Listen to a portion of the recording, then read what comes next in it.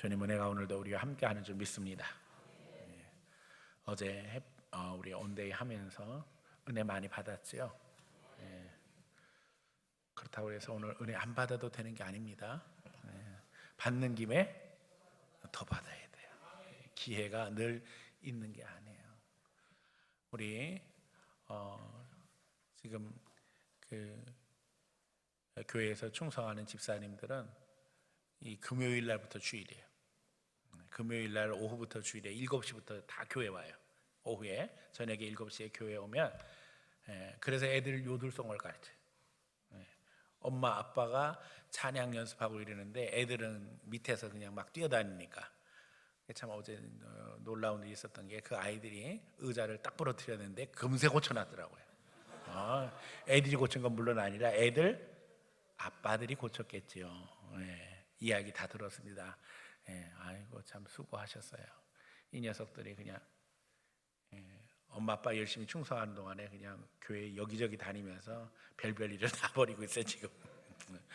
그래서 이제 요들성 배우고 있는데 처음에는 뭐 잘 못한다고 난리들 치더니 요즘에는 또 곧잘 열심히 따라하고 있어서 감사하고, 금요일 심야 기도회 끝나고 나면 토요일 새벽부터 어른 축구, 애들 축구 해가지고 오전 내내 축구하고 오후에 숨 돌리고 또 교회에 와서 뭐 청소하고 또 저녁에 성경 공부 시간 2시간씩 하고 한 20명이 지금 오후에 성경 공부합니다. 저녁 때.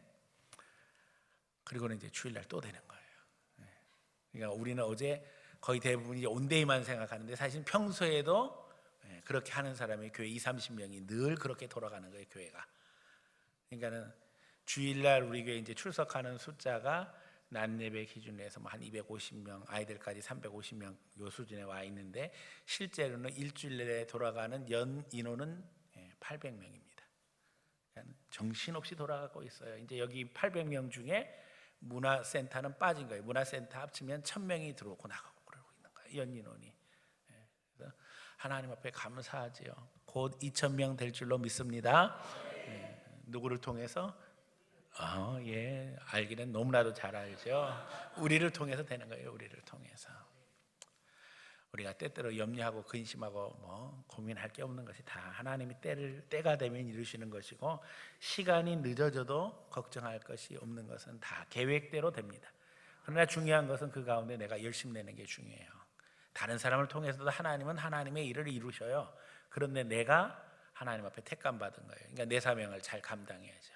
내 달란트를 빼앗기지 않도록. 그렇죠? 주님께서 1달란트 맡긴 사람, 2달란트 맡긴 사람, 5달란트 맡긴 사람이 있는데 열심히 해서 갑절이나 남기는 역사가 있어야지 1달란트 받은 사람처럼 숨겨두고 있다가는 나중에 주님의 책망을 받을 수뿐이 없는 거예요. 오늘 주님 앞에 열심 내며 그 가운데 잘했다 칭찬받고 주인의 즐거움에 참여할 수 있기를 부탁드립니다. 오늘 두 번째 선물이 준비되어 있습니다. 가실 때 꼭 가져가세요. 보니까는 뭐든가요? 손 핸드와시, 뭐 이거 손 닦는 데 쓰는 그런 것 같아요. 그래서 가져가셔서 우리 깨끗이 닦고 교회 나옵시다. 손만 닦는 게 아니라 마음도 닦고 나옵시다. 사실 이제 성경에서 손 씻는 건 마음 닦는 거하고 연결이 되는 거예요. 오늘 바울의 이야기를 우리가 계속 읽고 있습니다. 24장에 나왔던 총독이 누구예요? 벨릭스예요. 벨릭스. 25장에 총독이 바뀌었어요. 누구로? 베스도로. 이 괘씸한 벨릭스가 바울이 무죄라는 걸 알면서도 질질 끌었어요. 사람들의 눈치를 보고. 그러면서도 가끔 불러서 복음을 듣고자 했는데 이유인즉슨 관심도 있었지만 뭘 바랐다고요? 돈을 바랬다는 거예요. 그래서 이게 이 세상 사람들의 모습이에요. 근데 이제 그래도 끝내주고 갔어야 되는데 안 끝내주고 다음 후임인 베스도에게 모든 것을 넘겨주고 떠나가게 되어지니 베스도가 옵니다. 베스도가 부임한 지 3일 후에 가이사라에서 예루살렘으로 올라갑니다. 그랬더니 이 예루살렘의 기득권자들이 모두 다 다시 베스도에게 바울을 호소하는 거예요. 베스도의 호의로 바울이 예루살렘으로 옮기기를 청하니 베스도에게 부탁하는 거예요. 바울을 어디로 좀 데리고 왔으면 좋겠다고요? 예루살렘으로 데려왔으면 좋겠다. 예루살렘에서 재판했으면 좋겠다. 이유인즉슨 뭐라고요? 길에 매복하였다가 그를 죽이고자 함이라. 근데 여러분, 매복했다 죽이려고 하는 것은 의도 자체가 잘못된 불법이죠. 그러니까 불법을 이루기 위해서 호의를 요청하는 이 못된 계획이 여기 예루살렘의 기득권자들에게 있었어요. 베스도가 대답하여 바울이 가리샤라에 구루된 것과 자기도 멀지 않아 떠나갈 것을 말하고, 그런데 이 베스도가 예루살렘의 기득권자들의 말에 넘어가지 않습니다. 그러면서 뭐라고 핑계대요? 나 곧 떠난다. 지금 바울은 가이사라에 구류되어 있고 나는 곧 떠나니까 내가 어떻게 하지 못할 것이다. 또 이르되 너희 중 유력한 사람들은 나와 함께 내려가서 그 사람에게 만일 옳지 아니한 일이 있거든 고발하라. 그러니까 바울은 예루살렘으로 오지 않을 것이다. 당신들이 가이사라로 나 따라서 내려가자. 누구를 중심으로 움직이는 거예요? 바울을 중심으로 움직여요. 사람이 악한 의도, 나쁜 의도, 못된 의도 가지고 있어도 하나님이 막으시면 절대 이룰 수 없습니다. 권력이 강하고 방법이 뛰어나도 안 되는 거예요. 그래서 결국 이제 재판은 다시 어디서 진행되는 거예요? 가이사라에서 진행이 되어집니다. 베스도가 그들 가운데서 8일 혹은 10일을 지낸 후 가이사라로 내려가서 이튿날 재판자리에 앉고 바울을 데려오라 명하니. 그러니까 베스도가 처음부터 이제 바울에 대한 이야기를 들었으므로 바울을 재판장에 세우게 되어지는데, 그때에 예루살렘에서 내려온 유대인들이 둘러서서 여러 가지 중대한 사건으로 고발하되 능히 증거를 대지 못한지라. 그래서 이것저것 이야기를 하지만 중요한 증거는 하나도 안 나오는 거예요. 8절 보니까 바울이 변명하여 이르되 유대인의 율법이나 성전이나 가이사에게서 내가 도무지 죄를 범하지 아니하였나이다 하니, 바울은 자기의 정당함을 변호합니다. 그런데 베스도가 이게 문제인 거예요. 보세요. 뭐라고 어떻게 했다고요? 9절에 보니까 유대인의 마음을 얻고자 해서. 여러분, 재판을 하면서 정치하면 안 되죠. 유대인의 마음을 얻고자 해서, 이 사람 지금 정의가 중요한 게 아니에요. 사람들의 마음을 좀 얻어야지만 자기가 총독으로서 앞으로 가는 길에 도움이 될 것 같은 거예요. 예루살렘에서 가이사라에서 이 사람이 정치를 잘했기 때문에 사람들에게 민심을 얻었다, 이런 이야기를 듣고 싶어서 애를 쓰는 거예요. 그러면서 이제 유대인들의 눈치를 봄으로 말미암아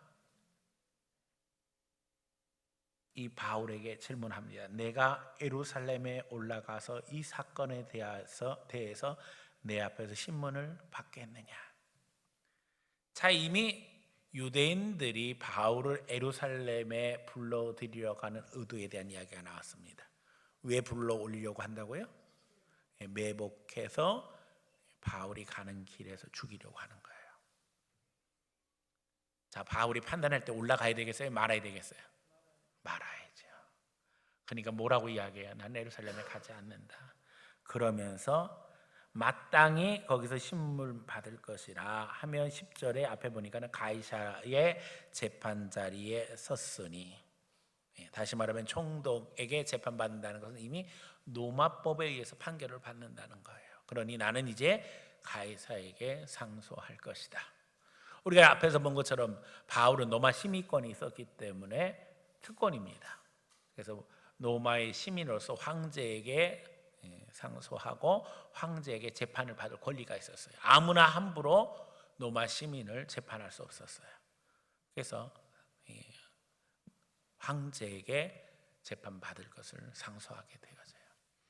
그런데 이 모든 것들이 하나님의 은혜고 계획이고 또 축복인 것은, 여러분 제가 이미 말씀드렸어요. 총독이나 왕이나 황제를 만난다는 것이 보통 사람으로는 너무나도 어려운 일이에요. 또 우리도 대통령 만난다고 가서 대통령실에 가서 나 아무개인데 대통령 한번 만나겠습니다 그러면 빨리 들어오세요 이렇게 얘기해요? 절대 안 되죠. 그러니까 아무나 그런 자리를 가질 수 없는데 바울은 하나님의 인도하신 가운데 그런 자리를 얻었어요. 사실은 억울하죠. 무고한 죄를 뒤집어 썼으니까. 그러나 그 기회에 바울은 복음 전하는 거예요. 그래서 앞에서 벨릭스가 빨리 해결해 줬으면 좋았겠지만 그것이 하나님의 뜻이 아닌 거라고 그랬죠. 왜요? 벨릭스에게 뭐를 전해야 돼요? 복음 전해야 돼요. 또 벨릭스가 해결해 주지 않으므로 베스도가 왔어요. 그러면 베스도에게도 뭐 해야 돼요? 복음 전해야 돼요. 이제 가이사에게, 황제에게 상소하는 상황이 되었어요. 그럼 누구에게 복음 전하는 거예요? 황제에게 복음 전하는 거예요. 우리가 보는 시점과 기준에 따라서 판단하고 평가해야 될 상황은 완전히 달라집니다. 180도 달라지는 거죠. 세상 눈으로 보면 바울은 범죄자입니다. 그러나 하나님의 기준으로 보면 바울은 하나님의 말씀을 전하는 하나님의 종, 설교자예요. 우리가 세상 사람처럼 판단하고 평가하는 것이 중요한 것이 아니라 영적으로 보며 우리 사명도 점검해야만 합니다. 우리는 지금 어떤 삶을 살고 있는가? 세상 사람들이 보는 기준과 하나님이 보시는 기준 사이에서 우리는 늘 항상 점검하며 인도하신 받아야 될 줄로 믿습니다. 바울은 내가 불의를 행하여 무슨 죽을 죄를 지었다면 죽기를 사행하지 아니할 것이나 만일 이 사람들이 나를 고발하는 것이 다 사실이 아니면 아무도 나를 그들에게 내줄 수 없나이다. 내가 가이사에게 상소하노라 한데 베스도가 상의하고 이르되 내가 가이사에게 상소하였으니 가이사에게 갈 것이니라. 이렇게 해서 그의 상소가 받아들이게 되어집니다. 그런데 이제 사실은 이걸로 끝나고 바울은 로마로 가면 이게 여정대로 계획대로 진행되어지는 건데 갑자기 여기에 또 다른 인물이 등장합니다. 그러니까 누가 등장해요? 13절에 보세요. 수일 후에 아그리빠 왕과 버니게가 베스도에게 문안하러 가이사라에 와서, 헤롯 왕의 후손인 아그리빠가 총독으로서 이 이스라엘 일대의 일부를 다스리고 있었는데 예루살렘의 총독이 바뀌었다고 하니까 인사하러 온 거예요.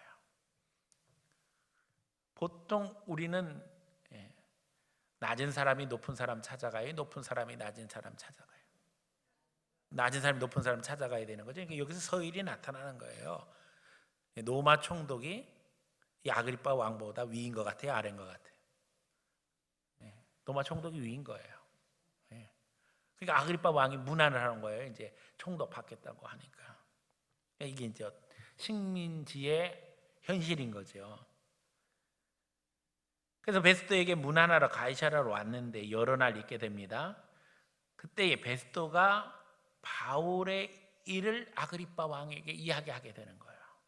내가 여기 총독으로 와서 보니 바울이라는 사람이 있는데 예루살렘 사람들이 이렇게 이 사람 고발해가지고 이 사람의 일을 처리하는 중에 있소이다. 장로들이 그를 고소하여 정죄하기를 청하기에 내가 피고가 원고들 앞에서 고소 사건에 대해 변명할 기회가 있기 전에 내주는 로마 사람의 법이 아니라 하였노라. 여기서 이제 사실은 이 로마 총독이 되어진 베스도가 사람의 눈치를 많이 보고 있었어요. 그런데도 불구하고 아그리빠 왕에서 뭐라고 얘기해요? 자기가 법을 잘 세우고 있다고 자랑을 해요. 사람이 이런 거예요. 지금 어떻게 생각하면 사람의 눈치를 보고 재판 지연하고 이렇게 되니까 지금 바울이 가이사에게 상소했잖아요. 그렇죠? 그런데 이 모든 과정에서 자기가 법을 잘 지켰기 때문에 바울이 보호받고 있다. 이런 식으로 아그리빠 왕에게 이야기하는 거예요. 자기의 정당성을 드러내기 위한 이야기를 하는 거예요. 근데 사실은 그것조차도 바울에게 도움이 되는 이야기예요. 왜냐하면 아그리빠 앞에 베스도가 하는 이야기가 자기는 지금 예루살렘 사람들 편에 선 것이 아니라 누구 편에 서고 있다고 이야기하는 꼴이 된 거예요? 바알 편에 섰다고. 네? 그러면서 그들이 나와 함께 여기 오면 내가 지체하지 아니하고 이튿날 재판자리에 앉아 명하고 그 사람을 데려왔으나 원고들이 서서 내가 짐작하던 것 같은 악행의 혐의는 하나도 제시하지 아니하고 오직 자기들의 종교와 또는 예수라 하는 이가 죽은 것을 살아있다고 바울이 주장하는 그 일에 관한 문제로 고발하는 것뿐이다. 사실 이 부분은 종교적인 것이기 때문에 총독이 관여할 일이 아니거든요. 그래서 이 일에 관하여 어떻게 심리할까 몰라서 바울에게 묻되 예루살렘으로 올라가서 이 일에 대하여 심문 받으려 하느냐 한즉 바울은 황제의 판결을 받도록 자기를 지켜주기로 호소하므로 내가 그를 가이사에서 보내기까지 지켜두라 명하였노라 하니 아그리빠가 베스도에게 이르되 나도 이 사람의 말을 듣고자 하노라. 베스도가 이르되 내일 들으시리다. 그래서 아그리빠가 바울에 대한 이야기를 듣고는 나도 어떻게 해야 되겠다고요? 듣고 싶다는 거예요. 그래서 이제 어떻게 생각하면 베스도의 소개로 말미암아 아그리빠 앞에 복음을 증거하는 기회를 얻게 되는 거죠. 마음 같아서는 그냥 어디로 보내줬으면 좋겠어요? 로마로 갔으면 좋겠어요. 빨리 보내줬으면 좋겠어요. 시간만 끄는 것 같아요. 근데 하나님의 계획은 누구에게도? 아그리빠에게도 듣게 하시려는 거예요. 그래서 또 아그리빠를 만나게 되어집니다. 그런데 보니까 이튿날 아그리빠가 올 때에 아그리빠와 함께 온 사람이 있습니다. 보니까 23절에 버니게가 등장합니다. 이 버니게도 중요 인물이에요. 이 버니게도 역시 헤롯의 자손인데 이 여자는 남편을 둘이나 갈아치웠는데 지금 등장한 아그리빠와 남매지간입니다. 근데 내연 관계예요. 네. 그러니까 근친 상황이죠. 그것도 이제 불법적인 거죠. 근데 후에는 또 여기서 떠나서 티투스라고 해서 예루살렘을 멸망시켰고 후에 로마의 황제가 되었던 이에 첩이 됩니다. 당시 정치적인 상황에서는 상당히 재주를 많이 부리는 여자인 거예요. 이 여자가. 근데 하나님이 이 사람에게도 복음을 듣게 하시는 거예요. 그래서 버니게가 그 자리에 등장을 해요.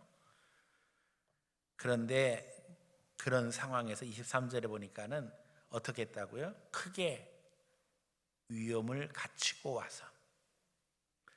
사실 위험 갖추고 바울을 만날 필요가 있을까요? 없을까요? 없지요. 그렇잖아요. 지금 어떻게 생각하면 바울의 신분은 죄인입니다. 그런데 지금 이 아그리빠나 버니게의 영적 상태를 표현하는 말이 바로 이거예요. 크게 위험을 갖추고. 뭔가 그럴듯하게 보여야 하지만 내가 그럴듯한 사람으로 보일 것 같으니까 바울 앞에서도 자기를 과장되게 드러내기를 원한 거예요.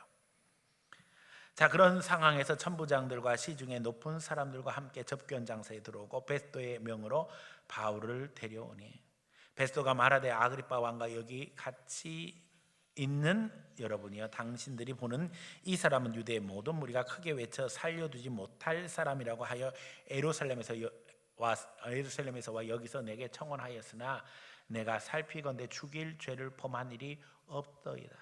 그러나 그가 황제에게 상수한 거로 보내기로 결정하였나이다. 지금 아그리빠와 버니게 앞에서 바울을 소개하는데 지금 베스도는 일단 결론을 다 끝냈어요. 이 사람이 죄가 있다 없다? 없다는 거예요. 이 사람 무죄라는 거예요. 그런데 지금 황제에게 상소를 했기 때문에 어쩔 수 없이 황제에게 보내는 상황이다. 그러니까 그 얘기는 뭐냐면 아그리빠나 버니게 뭐 딴소리 할 필요 없고 이야기나 잘 들어보아라, 그 정도인 거예요. 네. 쉽게 하면 여기에는 정치적인 여러 가지 배경이 깔려져 있는 거죠. 지금 총독인 베스도가 아그리빠를 대할 때 존중하는 것 같아요? 별로 아닌 거예요. 니네들이 내릴 판결이 아니야. 지금 내가 다 판결 내렸어. 이 사람 무죄야. 그런데 이 사람이 상소를 했기 때문에 내가 그냥 노마로 보낼 거니까 너네들은 뭐 하라고요? 그냥 말만 듣고 보내. 완전 세상 말로 개무시하는 거예요, 실은. 그러나 바울에게는 이게 하나도 다 중요하지 않습니다. 바울은 뭐만 하면 돼요? 복음만 전하면 되는 거예요. 복음만. 오늘 우리가 세상을 살아가면서 우리가 살아가는 삶 속에는 정치적인 상황, 경제적인 상황, 사회적인 상황, 온갖 요소들이 복잡하게 우리 주위를 둘러싸고 여러 가지 사건과 사고를 만들면서 우리를 혼란스럽게 만들고 심지어는 심란하게 만든다. 그러나 그건 하나도 중요한 게 아니라니까요. 우리는 뭐만 하면 된다고요? 복음만 증거하면 돼요. 그럼 하나님이 다 알아서 하시는 거예요. 지금 우리가 블레싱 데이를 준비하면서 우리가 가슴에 품고 있는 영혼들을 축복하며 하나님 앞에 기도합니다. 하나님, 이 영혼이 하나님 앞에 돌아오게 해주세요. 그러나 사회적인 상황, 정치적인 상황, 경제적인 상황이 오늘 우리 시대는 있겠어요, 없겠어요? 오늘 우리 시대도 있죠. 그런 것들이 여러 가지 문제를 만들어내면서 이 사람이 하나님 앞에 오지 못하도록 일이 벌어져요.